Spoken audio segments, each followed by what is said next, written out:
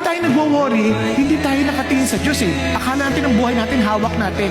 Friends, ulitin ko ha, hindi ka mamamatay kung hindi pa tapos ang Diyos para sa iyo.